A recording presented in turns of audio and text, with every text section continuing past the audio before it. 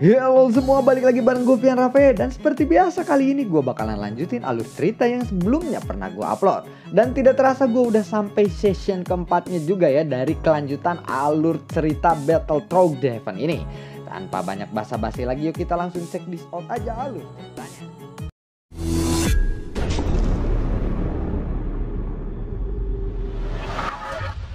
Di episode sebelumnya, kita diperlihatkan dengan Xiaolin dan Xiao Xiao. Lalu ada ledakan besar yang terjadi.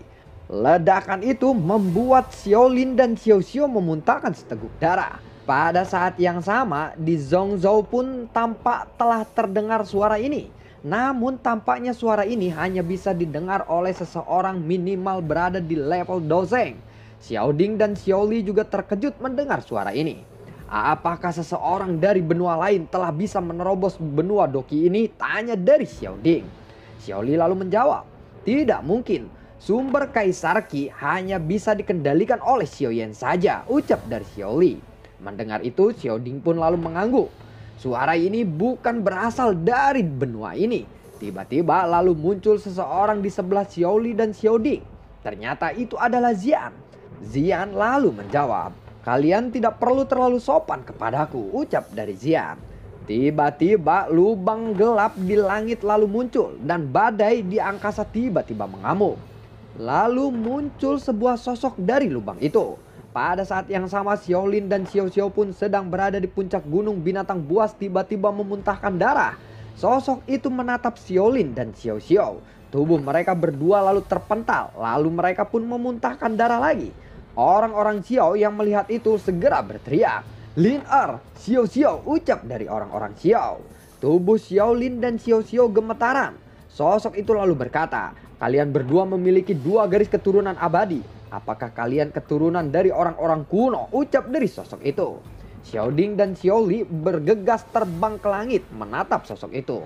Xiao Ding dan Xiao Li lalu berkata, senior, tolong jangan sakiti mereka, ucap dari Xiao Ding dan Xiao Li. Sosok itu lalu berkata, apakah kalian berdua ingin menyelamatkan mereka? Itu sama sekali tidak akan mungkin, ucap dari sosok itu. Xiao Ding lalu menoleh ke arah orang-orang Xiao, lalu mereka berteriak, berikan doki kalian kepada Xiaolin, ucap dari Xiao Ding. Doki segera melonjak di tubuh orang-orang Xiao, lalu melesat ke arah Xiaolin. Xiao Zhan lalu berteriak, lepaskan mereka, ucap dari Xiao Zhan. Sosok itu hanya tersenyum. Xian lalu melambaikan tangannya dan retakan spasial pun muncul. Seekor naga yang besar muncul dari lubang spasial itu. Tubuh Xian juga membengkak. Dia lalu berubah menjadi seekor naga. Setelah itu dia segera melesat ke arah Xiaolin dan Xiao Xiao. Lalu di suatu tempat yang indah, ada kota yang sangat indah melayang di udara. Ketua, ada panggilan garis keturunan dari alam bawah, ucap dari seseorang pria parubaya yang berambut api. Apa kamu bilang? Ada seseorang yang memiliki nafas sukuku, ucap dari Tao Shao King. Iya tetua, menurut laporan itu datang dari tempat yang disebut benua Doki. Pria parubaya itu berkata dengan hormat, lalu berhenti sejenak setelah berbicara. Apa? Ucap dari Tao Shao King. Dan di sana juga ada napas dewa pertarungan, jawab pria parubaya itu. Dewa pertarungan? Bagaimana bisa dewa pertarungan berada di sana? Bisakah terowongan menuju dunia bawah tanah terbuka sekarang? Ucap dari Tao Shao King. Ya bisa tetua, tetapi ucap dari pria parubaya itu. Sudahlah cepat buka terowongan itu, aku akan segera ke sana, ucap dari Tao Shao King. Baik tetua, ucap pria parubaya itu. Setelah menjawab, dia pun segera dengan cepat keluar dari aula itu. Sementara itu di tempat lain, sosok anak kecil masih menatap Xiaolin dan Xiao Xiao dengan bingung. Lalu sosok anak kecil itu sedikit melayang dan memperlihatkan gigi yang tajam. Dia perlahan mengangkat tangannya menghadap ke arah Xiaolin dan Xiao Xiao. Dan lalu tekanan besar pun bergulir ke arah mereka. Seluruh benua Doki pun tampak bergetar hebat karena kekuatannya. Dikabarkan ada Kaisar Dou yang berada di benua ini. Dan kedua anak ini adalah anaknya, ucap dari orang itu. Lalu kekuatan yang berada di telapak tangan anak kecil pirang itu terbang melesat ke arah Xiaolin dan Xiao Xiao. Yang saat ini kehilangan kesadaran mereka setelah jiwanya ditekan. Energi kuat dalam bola itu bisa membuat Xiaolin dan Xiao Xiao mati dalam sekejap. Tiba-tiba bola energi itu hancur. Buar! siapa yang menghancurkan bola energiku, ucap dari sosok anak kecil itu. Lalu ada lubang hitam muncul di atas langit. Dan 3 sinar cahaya muncul dari lubang hitam ini. Lalu ketiga cahaya itu berubah menjadi 3 sosok. Mereka adalah Tao Shao King, disebut juga King Zi, Xin Yan, dan juga Jing Lian. Coba serang aku, ucap dari King Zi. Sialan, teriak dari anak itu. Buah, dededor. Serangan demi serangan lalu terjadi dengan cepat. Sehingga tampak tidak terlihat, hanya ada suara ledakan saja terdengar. King Zi, jika aku mati di dunia bawah ini, aliansi dewa pertarungan pasti tidak akan melepaskan kalian, ucap dari sosok anak kecil itu. King Zi lalu berkata, aliansi dewa pertarungan. Aku sama sekali tidak takut. Aku juga tahu kamu adalah dewa yang tidak bisa mati. Tetapi reinkarnasimu akan memberiku waktu yang panjang, ucap dari King Zi. Buah, dededor. Ya, buah. Sosok anak kecil itu pun mati dalam satu gerakan. Setelah kematian anak kecil itu, semua orang di benua Doki tampak terpana melihat King Zi. Bahkan lebih kuat dari sosok anak kecil itu. Keberadaannya semacam imajinasi yang terlalu tinggi bagi orang-orang di benua Doki. King Zi lalu kemudian berbalik ke arah Xiao Xiao dan Xiao Lin. Pada saat ini kehidupan mereka masih sangat lemah. Dan mereka dipeluk oleh orang-orang klan Xiao. Lalu King Zi mengangkat lengannya. Xiao Xiao dan Xiao Lin pun segera melayang di depannya. Setelah itu King Zi menjentikan jari-jarinya. Dan 2 api berwarna biru melesat ke arah dahi Xiao Xiao dan Xiao Lin. Setelah itu King Zi lalu berkata, Xin Yan, Jing Lian, kalian berdua cepat buat segel di sekitaran ruangan ini agar tidak ada lagi orang yang bisa menembus benua ini, ucap dari King Zi. Baik tetua, ucap dari Xin Yan dan juga Jing Lian. Dengan 2 tembakan api biru ke arah Xiao Xiao dan Xiao Lin, vitalitas keduanya lalu pulih dengan cepat. Dan luka-luka di tubuh mereka juga pulih dengan cepat. Namun setelah diperiksa oleh kekuatan jiwa, kedua tubuh mereka menderita kerusakan hebat. Saat ini keduanya tidak ada tanda-tanda siuman. Bahkan jika mereka siuman, King Zi khawatir akan ada banyak ingatan yang hilang dari mereka. Setelah itu King Zi lalu menembakkan api yang lebih besar. Hingga akhirnya kedua anak itu terbungkus oleh api. Api ini memiliki suhu yang sangat tinggi. Sehingga ruangan di sekitarnya tiba-tiba merasakan rasa panas yang luar biasa. Setelah itu tubuh Xiao Xiao dan Xiao Lin terlihat bergetar. Kemudian mereka pun bernapas kembali.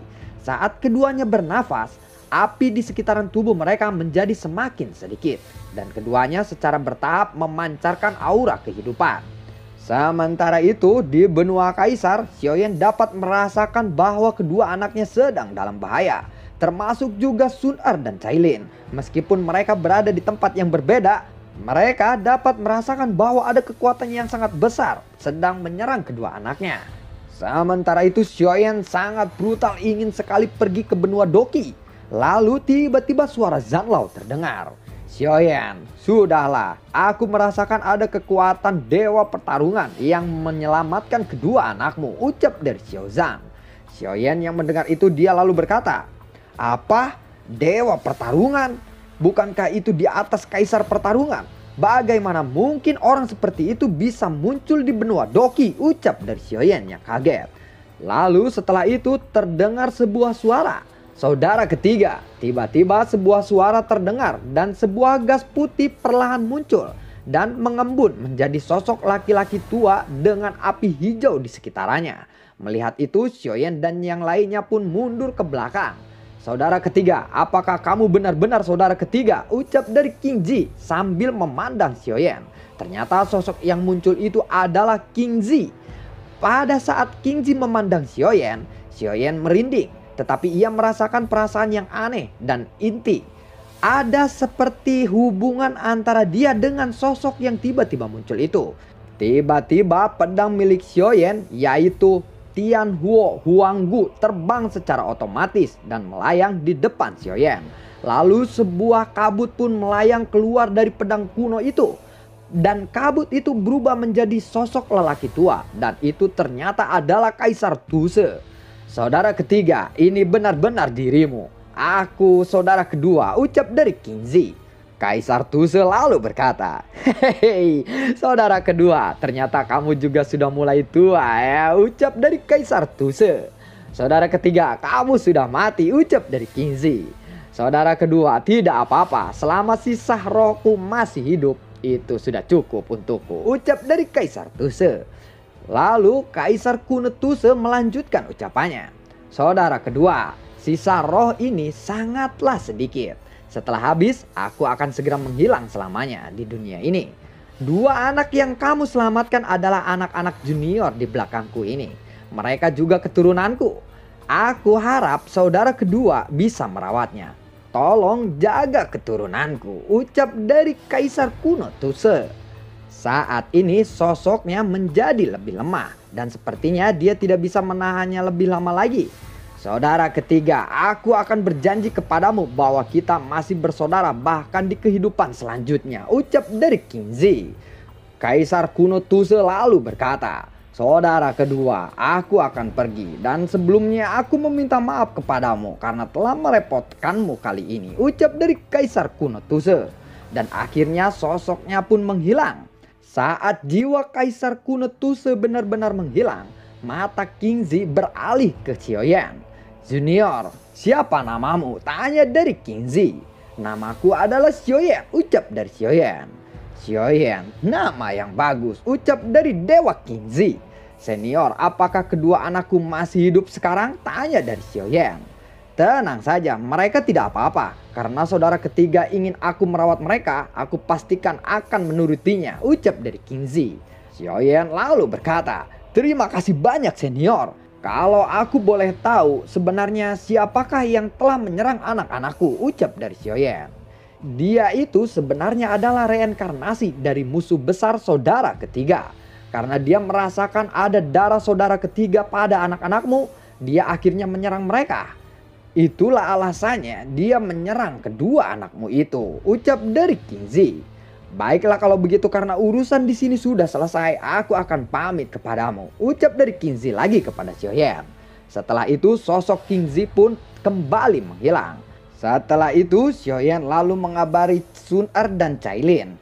Dia lalu berkata melalui jiwa spiritualnya, "Akhirnya anak kita baik-baik saja," ucap dari Xiaoyan kepada Sun Er dan Cailin. Sementara itu Xiao Xiao dan Xiaolin telah mengalami perubahan yang sangat luar biasa dengan adanya pertolongan dari Kingzi ini. Dengan perubahan yang sangat luar biasa, rambut hitam Xiaolin pun berubah menjadi setengah merah dan setengah hitam. Sedangkan untuk Xiao Xiao, wajahnya terlihat lebih memikat. Xiao Zhan, Xiao Ding, dan juga Xiao Li terkejut ketika mereka melihat pemandangan ini. Pada saat ini perubahan Xiaolin dan juga Xiao Xiao telah berhasil membuat mereka menembus kelas Dodi. Saat ini Kingzi yang sudah kembali ke benua Doki, dia sudah berada di samping Xiaolin dan Xiao Xiao. Saat ini dia lalu berkata, "Benar saja, darah Tuse kuno ada di tubuh mereka dan sekarang mengalir dengan deras," ucap dari Kingzi. Pada saat ini juga mata Xiao Xiao dan Xiaolin tiba-tiba terbuka. "Akhirnya mereka telah bangun," ucap dari Kingzi. Xiao Xiao dan Xiaolin tampak tidak mengerti apa yang sudah terjadi. Tetapi mereka dapat merasakan sesuatu kekuatan yang sangat luar biasa di tubuh mereka. "Kekuatan ini sungguh sangat luar biasa," ucap dari Xiaolin sambil mengayun-ngayunkan tinjunya. Dan nyala api muncul dari telapak tangannya. Sedangkan bentuk tubuh Xiao Xiao berubah pada saat ini. Ada 2 tanduk yang tumbuh di kepalanya. "Bagaimana keadaan kalian sekarang?" ucap dari Kingzi. Mendengar itu Xiao Xiao dan Xiaolin lalu berkata, "Maaf tetua, apakah Anda yang telah menyelamatkan kami?" tanya dari Xiao Xiao dan Xiaolin. "Tidak, ayah kalianlah yang telah menyelamatkan kalian," ucap dari Kingzi. "Ayahku, di mana dia?" tanya dari Xiao Xiao. "Ayahmu berada di benua Kaisar. Mereka akan menitipkan kalian kepadaku dan aku akan melatih kalian," ucap dari Kingzi. Xiaolin lalu berkata, "Apakah ayahku sekuat Anda?" tanya dari Xiaolin. "Tentu saja tidak. Aku jauh lebih kuat daripada ayahmu," ucap dari Kingzi. "Oh begitu ya. Aku Xiao Xiao senang bertemu dengan guru. Mohon bimbingannya," ucap Xiao Xiao sambil berlutut. Aku adalah Xiaolin, senang bertemu dengan guru, ucap dari Xiaolin sambil membungkuk dan memberi hormat kepada King Zi. Hahaha, baiklah kalau begitu. Sejak saat ini kalian berdua adalah muridku. Kalian akan menjadi suku Guyan Protoss, ucap dari King Zi. Dari kejauhan, Xin Yan dan Jing Lian dengan tergesa-gesa terbang menuju King Zi. Xin Yan dan Jing Lian membelah langit, datang dengan cepat dari jauh dan berhenti di depan King Zi.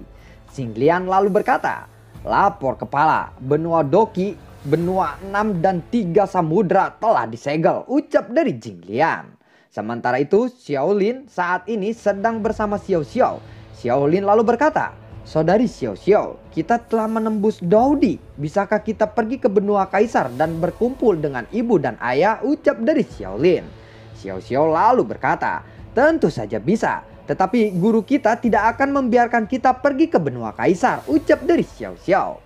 Saat Xiao Xiao dan Xiaolin berbicara, kejutan besar tiba-tiba datang dari arah langit. Seluruh ruangan lalu bergetar dan tanah pun menjadi retak.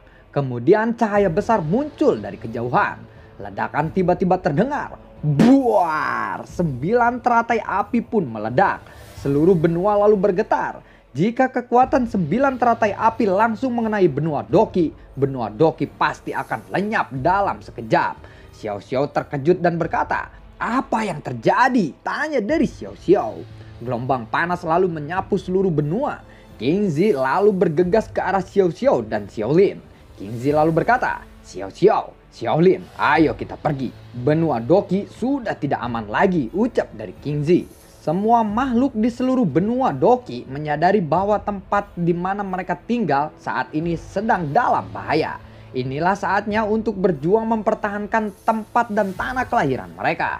Seruan orang-orang lalu terdengar di mana-mana. Bunga berdarah mekar di cakrawala, menyatu menjadi energi terbang ke langit. Langit berubah menjadi awan berwarna merah. Xiao Xiao dan Xiaolin memejamkan mata mereka.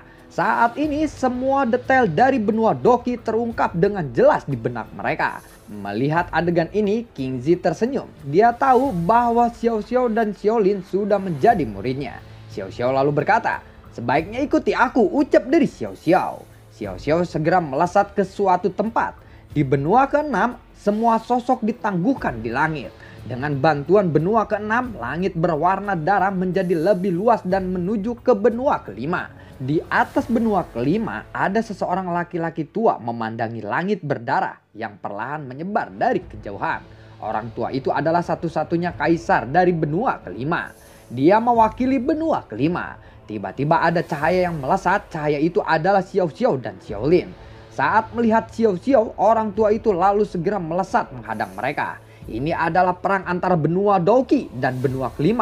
Xiao Xiao dan Xiaolin mewakili benua Doki. Tubuh Xiao Xiao tiba-tiba membengkak dan berubah menjadi ular piton yang besar yang memiliki 2 tanduk. Xiao Xiao lalu membuka mulutnya dan menembakkan Lotus Flame dari mulutnya. Buar! Xiaolin lalu melambaikan tangannya dan pedang besar pun muncul di tangannya. Pertempuran ketiganya pun meletus. Dadadot, dadadot, buar! Pada saat berikutnya, bola energi besar meledak di ketiga orang itu. Badai api pun lalu menyebar dengan luas. Buar! Pertempuran antara benua pun terjadi. Lalu bagaimanakah kelanjutan ceritanya? Nantikan konten gua berikutnya. Di sini gua mau sedikit menjelaskan ya kenapa si Xiaolin dan Xiao Xiao itu memiliki darah keturunan kristal Tuse ya. Karena sebelumnya kita balik ke pas benua Doki, Xiaoyan pas menjadi kaisar itu kan darah esensi dari kristal Tuse itu dikasih ke si Xiaoyan kan. Otomatis si Xiaoyan memiliki darah dari kristal Tuse. Nah, anaknya itu Xiaolin mempunyai darah esensi Kaisar Tuse. Jadi itu yang membuat Xiaolin diserang sama musuhnya itu yang berupa anak kecil itu.